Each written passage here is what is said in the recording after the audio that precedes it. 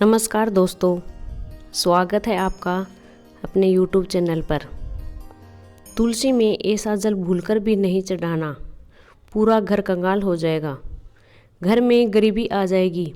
इसी के साथ हम जानेंगे कि किस दिन महिलाओं को कभी भी गलती से जल नहीं देना चाहिए, वरना होता है घोर अनर्थ।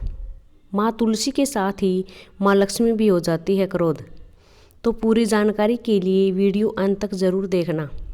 शास्त्रों के अनुसार जहाँ पर तुलसी का पौधा होता है वहाँ पर साक्षात माँ लक्ष्मी स्थायी रूप से वास करती है। आपको बता दें, जो व्यक्ति सही तरीके से तुलसी की पूजा पाठ और देखभाल अगर कर लेता है तो सदैव माँ लक्ष्मी उसके घर में अपना स्थान बना लेती है। लेकिन तुलसी के कुछ वास्तु नियमों को आपको ध्यान में रखना आवश्यक है। ऐसे में आइए उन वास्तु नियमों के बारे में जानते हैं। नंबर 1, नियमित तौर पर तुलसी के दर्शन करने और हाथ जोड़ने से व्यक्ति के सारे पाप मुक्त हो जाते हैं। ऐसे में उसके अंदर एक नई ऊर्जा का संचार होता है जो उसे कामयाब बनाती है। नंबर 2, शास्त्रों के अनुसार तुलसी माता अगर जिस व्यक्ति पर मेहरबान हो जाए तो उसे रंक से राजा बना देती है। इसीलिए माता लक्ष्मी को सच्चे दिल से जो व्यक्ति पूजा पाठ करता है उसे उसका फल अवश्य मिलता है। नंबर 3, तुलसी के पौधे में प्रतिदिन पूजा पाठ और शाम को दीपक जलाने से व्यक्ति की सभी इच्छाएं पूरी होती है। नंबर 4, यदि आपका कारोबार अच्छा नहीं चलता है या पूरी तरह से ठप हो गया है तो ऐसे में आप परेशान ना हो। हर शुक्रवार के दिन तुलसी के पौधे में कच्चा दूध चढ़ाते रहें, आपकी परेशानी जल्दी ही दूर हो जाएगी। तुलसी माता अपने भक्तों को कभी भी निराश नहीं करती। नंबर 5, जहाँ पर स्थायी रूप से नियमित तौर पर तुलसी में दीपक जलता है तो भूलकर भी भूत प्रेत आत्मा उस घर में भटकती भी नहीं है, बल्कि जहाँ पर तुलसी का पौधा लगा होता है तो उस घर से नकारात्मक ऊर्जा कोसों दूर रहती है।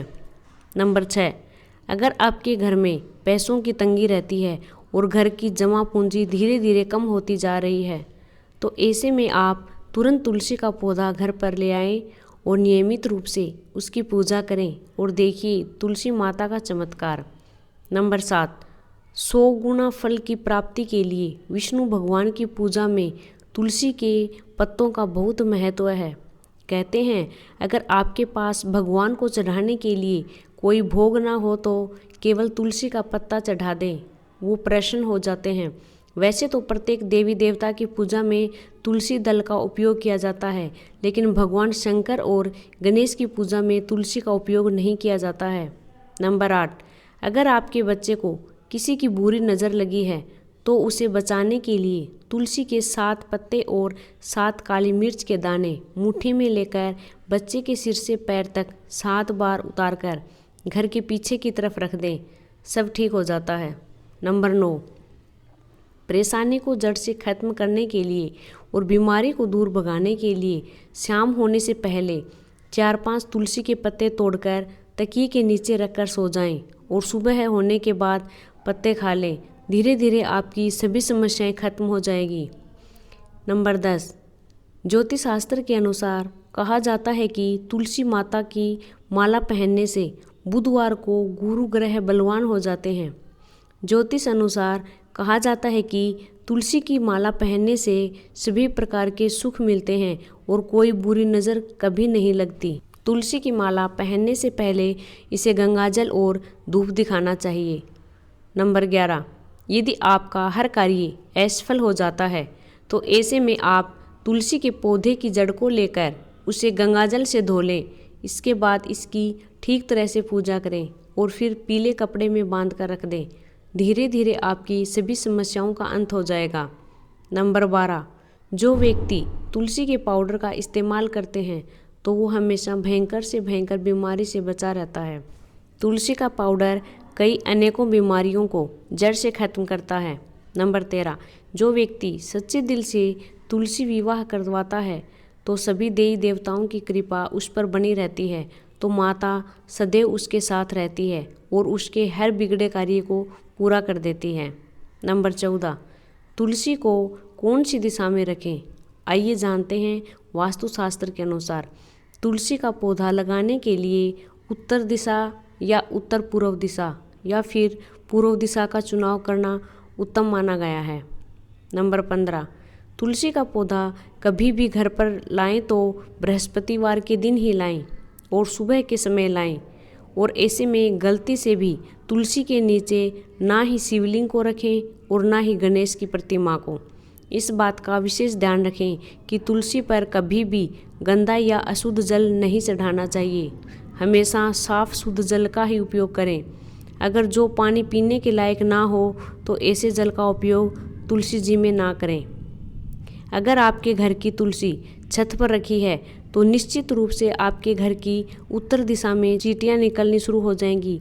घर के उत्तर दिशा में कहीं ना कहीं दरारें पड़नी भी शुरू हो जाएंगी। जिन लोगों के घर पर तुलसी का पौधा नहीं होता वहाँ पर कबूतर अपना घोंसला बना लेते हैं। इसे बुरे केतु की निशानी माना जाता है। ध्यान देने वाली बात यह है कि दक्षिण पश्चिम में और दक्षिण में हमेशा श्यामा तुलसी रखी जाती है। श्यामा तुलसी में पत्तियां बिल्कुल हरी और बड़ी होती है। इसे तुलसी जी भी कहते हैं। तुलसी जी को दक्षिण दिशा में रखने पर वास्तु दोष दूर होता है। दोस्तों, तुलसी को अगर घर की छत पर रखना शुभ नहीं माना जाता। अगर आपके पास तुलसी जी को छत पर रखने के सिवाय कोई और जगह नहीं है तो एक विशेष उपाय करें।